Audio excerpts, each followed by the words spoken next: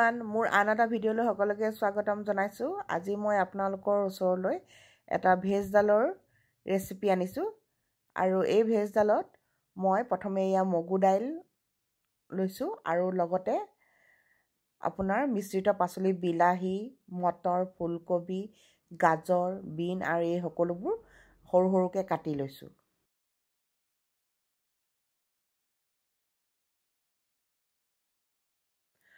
আৰু এইদৰে মই প্ৰথমে দাইলখিনি বনাই লোৱাৰ আগতে এয়া কেৰাহীত গেছ পাতিছোঁ আৰু আমি প্ৰথমে মগু দাইলখিনি অকণমান শুকানকৈ ভাজি ল'ব লাগিব।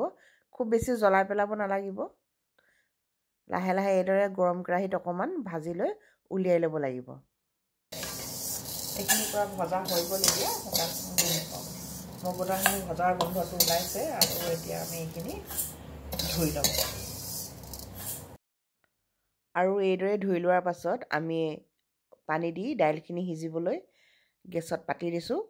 খুব বেছি একেবাৰে সিজি যোৱাকৈও আমি বইল কৰিব নালাগিব।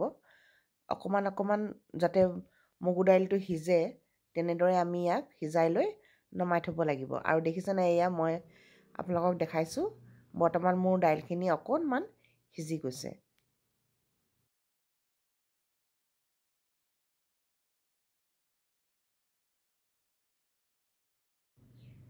এতিয়া মই ইয়াক কেৰাহীত তেল দিছোঁ আৰু ইয়াত তেলখিনি গৰম হোৱাৰ পিছত মই ইয়াত তেজপাত, লং, ইলাচি, ডালচেনি আৰু গোটা জিৰা, শুকান জলকীয়া এইদৰে মই প্ৰথমে ফোৰণ মাৰি ল'ম।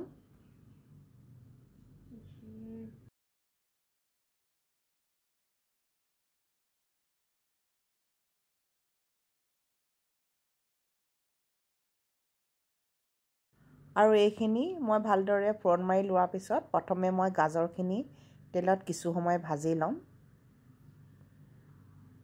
আৰু এইদৰে মই সকলো পাচলি এনেদৰে অলপ অলপকৈ লাহে লাহে অলপ অলপকৈ দি ভাজি ল'ম।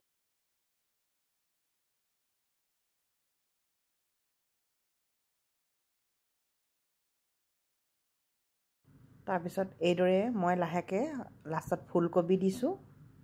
আপোনালোকে যিকোনো পাচলি দিব পাৰে। আপোনালোকৰ যদিও বা স্কোৱাছ, ৰঙালাও, জাতিলাও যিকোনো পাচলি আছে, বিন আটাইবোৰে আপোনালোকে এনেদৰে দাইলত দি খাব পাৰিব। আৰু এনেদৰে মই পাচলিখিনি ভাজি লোৱাৰ পাছত আৰু এইখিনি দিয়াৰ পিছত মই ইয়াত ফ্ৰেছ মটৰ, এতিয়া মটৰৰ দিনত আপোনাৰ খাবলৈ যথেষ্ট ভাল লাগে আৰু এনেদৰে মই গুচাই থোৱা মটৰ এবাটিও তাত দি দিছোঁ। আৰু এইখিনি ভজাৰ পিছত আপোনালোকে কাটি থোৱা বিলাহীও এনেদৰে দি দিব আৰু এইখিনি সুন্দৰকৈ ভাজি ল'ব।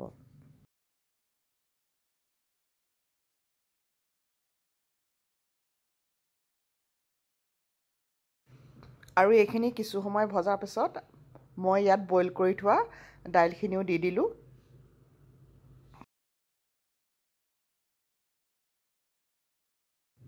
আৰু দাইলখিনি দিয়াৰ পাছত মই ইয়াত হালধি, নিমখ নিজৰ আন্দাজমতে দিব আৰু এইখিনি দি ভালকৈ লৰাই কিছু সময় উতলাই থ'লোঁ। আৰু এইখিনি কিছু সময় ভজাৰ পাছত আমি এতিয়া সিজিবলৈ ইয়াক আন্দাজমতে পানী দি দিম যাতে দাইলখিনি সিজি উঠে। খুব বেছি পনীয়াও কৰি নেপেলাব আৰু খুব বেছি ঘন কৰিলেও বেয়া হয়। কিন্তু মগু দাইল যেতিয়া আমি অলপ ডাঠ হ'লেই খাই ভাল লাগে। লগতে কেঁচা জলকীয়া দুটাও আমি ওপৰতে দি দিলোঁ। আৰু আপোনালোকক দেখাবলৈ থাকিলে মই ইয়াত 1 চামুচ গৰু ঘিউ দিছোঁ। আৰু লাষ্টত মই এইদৰে মিহিকৈ ধনিয়া কাটি তাৰ ওপৰত দি দিছোঁ। এতিয়া মোৰ দাইল হৈ গ'ল আৰু আপোনালোকে দেখিলেনে ইয়াৰ ৰংটো কিমান ধুনীয়া হৈছে আৰু ই খাবলৈ যথেষ্ট সোৱাদ লগা। আপোনালোকে এবাৰ বনাই খাই চাবচোন। আৰু মোৰ এই ৰেচিপিটো আপোনালোকে কেনেকুৱা পালে জনাব আৰু যদি ভাল পাইছে তেনেহ'লে প্লিজ লাইক, শ্বেয়াৰ, কমেণ্ট আৰু ছাবস্ক্ৰাইব কৰিব।